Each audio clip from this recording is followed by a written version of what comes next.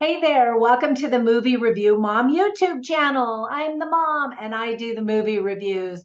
And today, the movie I'm reviewing is called Scrapper. This British dramedy about a father and a daughter had a small theatrical release several weeks ago, but it's now available to stream online. The film is rated PG-13 and is an hour and 24 minutes. My overall movie review mom grade is a B. Now, let me explain. Don't click off to another channel. I'm going to give you an overview in a nutshell and then point out things I really liked, things I did not like about the movie, tips for parents, themes worth talking about, funny lines, interesting lines, and recommendations for other films that are sort of similar that you might also really like if you like this one. Does that sound good? All right, let's get started. In a nutshell, this is the debut for both the director, Charlotte Regan, and her young leading lady, Lola Campbell. They both did a fantastic job. Already, the film has been nominated for various awards and won the grand jury prize at the Sundance Film Festival. That's amazing. So kudos to the whole team. So here's the list of things that I really liked about this movie. First of all, Lola Campbell is brilliant, as the British like to say.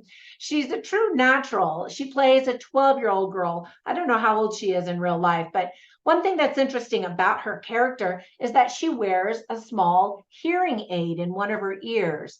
Yet it's never mentioned in the story. It's a subtle way of showing that handicaps don't have to define us. And I love that. I searched online but couldn't verify whether or not Lola Campbell wears a hearing aid in real life or if it was just part of her character's life. Either way, it wasn't mentioned, and I think that that's great. Cast members will be mostly unfamiliar to American viewers. Lola Campbell, who of course is brand new, Alan Uzun, Ambreen Razia, Oliva Brady, and Aileen Tezel.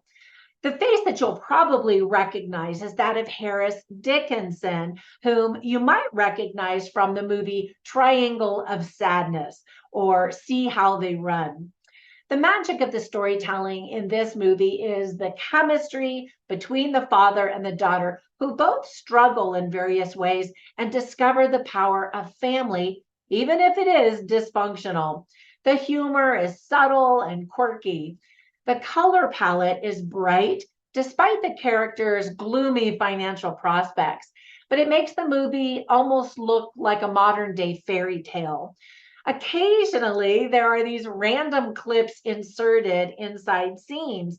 Some have compared that style to that of the popular Wes Anderson. It seemed like it took place more in Act One, a little bit in Act Two, and then I don't remember any of it appearing in Act Three. So that wasn't consistent throughout. But when it appeared, it always made me chuckle and think, well, that's random. Now, with that praise, there were just a couple of things that I didn't like. First of all, so many icky big spiders in the movie. And that was part of the randomness of this Wes Anderson type of style. Some viewers may find it difficult to understand the really thick British accents. Sometimes I had to lean in. And so if you're going to watch this on streaming, turn on the captions if you're, from North America or something, and that'll help. The plot definitely seemed a bit unrealistic because the story is about a young girl who's 12 years old and she's living at home all by herself after her mother passed away. And, she's stealing bicycles and selling them in order to pay rent. I don't know how long that could go on in real life, but anyway, that's the premise. So let me give you some tips for parents. As I mentioned, this young girl lives alone. Her mother dies.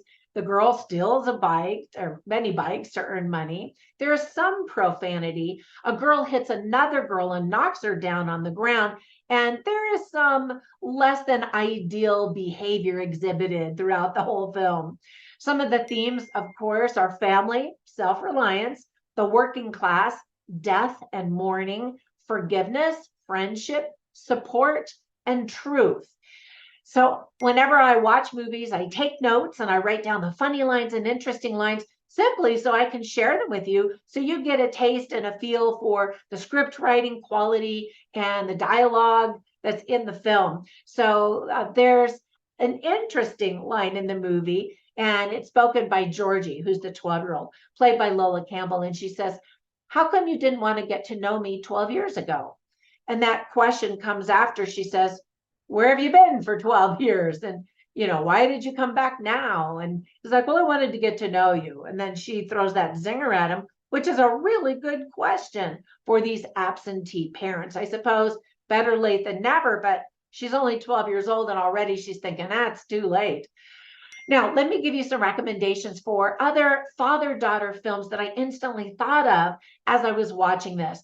One that just came out not too long ago that I just recently reviewed, and I'll cue that up for you so you can watch that one and see if you like it. It's called Flora and Son. It takes place in Ireland, and it's a dysfunctional family, but there is love there.